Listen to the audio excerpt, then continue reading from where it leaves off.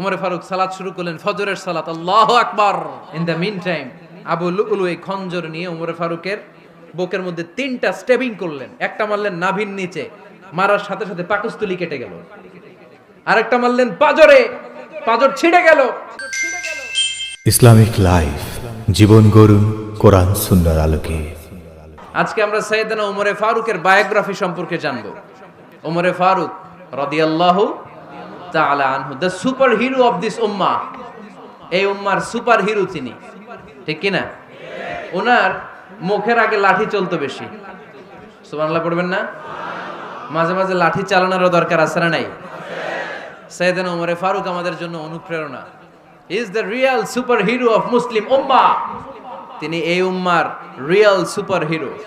এজন্য ওনার জীবনী থেকে আমরা কিছু শিক্ষা নেওয়ার চেষ্টা করব ইনশাআল্লাহ। পড়েন সাইয়েদনা ওমরে ফারুক কিভাবে ইসলাম ধর্ম গ্রহণ করলেন, কিভাবে বিশ্বনবীর প্রাণের কলিজার টুকরা হলেন, এটা দিয়ে আমরা শুরু করি। আল্লাহ তাআলা সাইয়েদনা ওমরে ফারুকের হৃদয়ের মধ্যে 3টা ধাক্কা মেরেছেন, ইমানের ধাক্কা। আওয়াজ করে বলতে হবে কয়টা?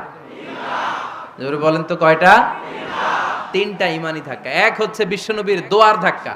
এক কি? দোয়ার ধাক্কা। 2 হচ্ছে সূরা হাক্কা দিয়ে দিয়েছেন আল্লাহ এক ধাক্কা। সুবহানাল্লাহ পড়বেন না? 3 হচ্ছে সূরাতু তাহা দিয়ে আল্লাহ দিয়েছেন আরেকটা ধাক্কা। এই 3টা ইমানি ধাক্কা যখন সাইয়েদনা ওমর ফারুকের হৃদয়ে লাগলো, উনি পড়তে আরম্ভ করেছেন আশহাদু আল্লা ইলাহা ইল্লাল্লাহ ওয়া আশহাদু আন্না মুহাম্মাদান আবদুহু ওয়া রাসূলুহু। চিল্লায়ে পড়েন আল্লাহু আকবার। বিশ্বনবী মক্কায় বসে বসে তাহাজ্জুদের সালাত পড়ে আল্লাহর কাছে দোয়া করলেন, আল্লাহুম্মা আইজ্জাল ইসলাম বিআহাব্বির রাজুলাইনি ইলাইক। ও আল্লাহ, 2 জন লোকের নাম বলবো, 2 জনের দরকার নেই। এই 2 জনের একজনকে আপনি ইসলামের সুশীতল ছায়া তলে এনে ইসলামকে বিজয় দান করে দেন। মুহূর্তের মধ্যে দোয়াটা কবুল করে নিয়েছে কে? বিশ্বনবী বললেন, আল্লাহ 2 জনের নাম বলবো আজকের দোয়ায়। আবি জাহাল ইবনে হিশাম, হয়তো হিশামের বেটা আবু জাহেলকে আপনি ইসলামের ভিতরে নিয়ে আসেন, কিংবা ওমর ইবনুল খাত্তাব, খাত্তাবের বেটা ওমরকে আপনি ইসলামের ছায়া তলে নিয়ে আসেন। ওমরে ফারুকের জন্য দোয়াটা কবুল করে নিয়েছে কে? মক্কার যে অবস্থা, আল্লাহর হাবিব সাল্লাল্লাহু আলাইহি ওয়াসাল্লাম বুঝলেন মক্কার এই 2 জনের একজন যদি আমার সাথে না থাকে তাহলে মক্কায় দাওয়াতি কাজ চালিয়ে যাওয়া যাবে। আল্লাহরে বললেন, আল্লাহ বেশি চাই না, এই 2 জনের একজন, হয় আবু জাহেল নয় ওমর, হয় আবু জাহেল নয় ওমর। বিশ্বনবী যখন দোয়া করলেন, এই দোয়ার একটা ইমানি ধাক্কা, নুরানি ধাক্কা সাইয়েদনা ওমর ফারুকের হৃদয়কে স্পর্শ করে ফেলল। দোয়া ইজ লাইক এ মিসাইল। এই যে আমরা দোয়া করি, এটা মিসাইলের মতো। যুদ্ধে মিসাইল হামলা করে না? মিসাইল হামলা করার পরে এই মিসাইল লক্ষ্য বস্তুতে যে ভেদ করে, ঠিক কিনা? তেমনি দোয়ার মতো যদি আপনি দোয়া করতে পারেন, আপনি যেই জন্য দোয়া করেছেন ঠিক ওই জায়গায় যে আপনার দোয়া স্পর্শ করে। সুবহানাল্লাহ পড়বেন না? বিশ্বনবীর দোয়ার মাধ্যমে প্রথমে সাইয়েদনা ওমর ফারুকের হৃদয়ে এক ধাক্কা লাগলো। 2 নম্বরে রব্বুল আলামিন সূরাতুল হাক্কা দিয়ে ওমর ফারুকের হৃদয়ের মধ্যে দিলেন এক ধাক্কা। পড়েন আল্লাহু আকবার। কোরআনের ভেতরে সূরাতুল হাক্কা নামে একটা সূরা আছে না নাই? আল হাক্কাতু মাল হাক্কা ওয়া মা আদরাকা মাল হাক্কা। পড়েন আল্লাহু আকবার। বিশ্বনবী যখন দোয়া করলেন, ওই দোয়া যখন সাইয়েদনা ওমর ফারুকের হৃদয়ে স্পর্শ করলো, সাইয়েদনা ওমর ফারুক সব সময় বিশ্বনবীরে ফলো করতে আরম্ভ করলেন। বিশ্বনবী ডানে গেলে লুকিয়ে লুকিয়ে ওমর ফারুক ডানে যায়, বিশ্বনবী বায়ে গেলে লুকিয়ে লুকিয়ে ওমর ফারুক বায়ে যায়। বিশ্বনবী একবার মসজিদুল হারামে যে নামাজ পড়তে শুরু করলেন, ওমর ফারুক তখন বিশ্বনবীর পিছু পিছু ছদ্মবেশে পেছন থেকে যে বিশ্বনবী কিভাবে নামাজ পড়ে দেখতে শুরু করলেন। বিশ্বনবী ইন দা মিন টাইম এশার নামাজে আল হাক্কাতু মাল হাক্কা তেলাওয়াত শুরু করে দিলেন। আল হাক্কাতু মাল হাক্কা তেলাওয়াত শুরু করে দিলেন।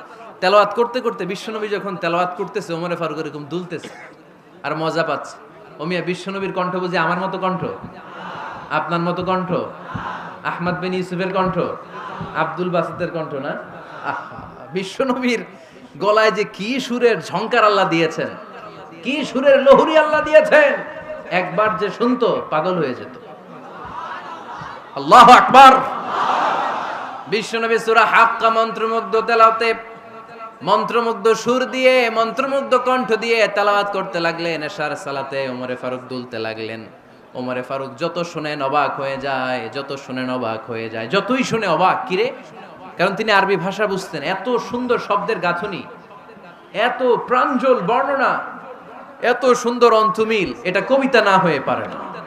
উনি মনে মনে ভাবলেন এটা মনে হয় কবিতা। It might be poem, it could be poem.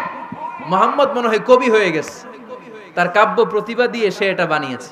তা না হলে এত সুন্দর কথা, এটা কবিতা না হয়ে পারে। ইন দ্য মিন টাইম বিশ্বনবী কিন্তু দেখতেছে না যে পেছনে ওমর। বিশ্বনবী তেলাওয়াত করছিলেন। ইন দ্য মিন টাইম বিশ্বনবী পড়ছিলেন ওমা হুয়া বিকাউলি শাইরিন কলিলাম মা তুমিনুন। এই আয়াতের অর্থ হলো এটা কোনো কবির কথা নয়, খুব অল্প সংখ্যক লোকই তোমরা ঈমান আনো। সুবহানাল্লাহ পড়েন। এটাকে বলে কোইন্সিডেন্ট। কোইন্সিডেন্ট হুট করে অনেক সময় মিলে যায়, যায় কি যায় না? আপনি একজনের কথা ভাবতেছেন ভাবতেছেন, বাজারে গেলেন, বাজারে যেই দেখেন ওই লোকটা দাঁড়ায় আছে, এরকম হয় কি হয় না? কোইন্সিডেন্ট। ওমরে ফারুক মনে মনে যেটা ভাবতেছে ওই কথা দিয়ে বিশ্বনবী তেলাওয়াত করতেছে। আল্লাহু আকবার। বিশ্বনবী যে আয়াত তেলাওয়াত করছিলেন, আয়াতের অর্থ হলো এটা কোনো কবির বানানো কবিতা না, খুব অল্প সংখ্যক লোকই তোমরা ঈমান আনো। ওমরে ফারুক আটকে উঠলেন, থমকে দাঁড়ালেন। ঘটনা কি? আমি মনে মনে ভাবলাম কি রে, এত সুন্দর কথা, এটা তো মানুষের কথা হতে পারে না, এটা নিশ্চয়ই কবিতা, কবির কথা। কিন্তু মুহাম্মদ এখন আবার পড়তেছে ওমা হুয়া বিকাউলি শাইর, এটা কোনো শায়েরের, কবির কথা নয়। কলিলাম মা তুমিনুন, অল্পই তোমরা ঈমান আনো। তার মানে আমার মনে যা চলে মুহাম্মদ এটা টের পায়। মুহাম্মদ গণক। নাউজুবিল্লাহ পড়বেন না? মুহাম্মদ অনেক বড় মাপের একজন গণক। মানুষের হৃদয়ে কি চলে, মনে মনে কি ভাবে, মুহাম্মদ না দেখেও বলে দিতে পারে। ইন দা মিন টাইম বিশ্বনবী পরের আয়াতে পড়লেন ওয়ালা বিকাউলি কাহিনিন কলিলাম মা তাযাক্কারুন। এই আয়াতের অর্থ হলো এটা কোনো গণকের বানানো গণনা নয়, খুব অল্প সংখ্যক লোকই তোমরা উপদেশ হিসেবে এটাকে মানো। সুবহানাল্লাহ পড়েন। এবার আর ওমরে ফারুকের সহ্য হয় না, কি আজীব তামাশা। প্রথমে মনে করলাম কবিতা, মোহাম্মদ কয় কবি না, সে কবি না, এটা কবিতা না। তারপর ভাবলাম সে গণক, সে আয়াত পরে পরে বলে দিল এটা গণনা নয়, তাহলে এটা কি? এটা কি কবিতাও না, গণনাও না, তাহলে এটা কি? বিশ্বনবী তখন বললেন তানজিলুম মির রাব্বিল আলামিন। সুবহানাল্লাহ পড়েন। পরের আয়াত ছিল তানজিলুম মির রাব্বিল আলামিন। এটা দুনিয়ার কোনো কবির বানানো কবিতা না, এটা কোনো গণকের গণনা।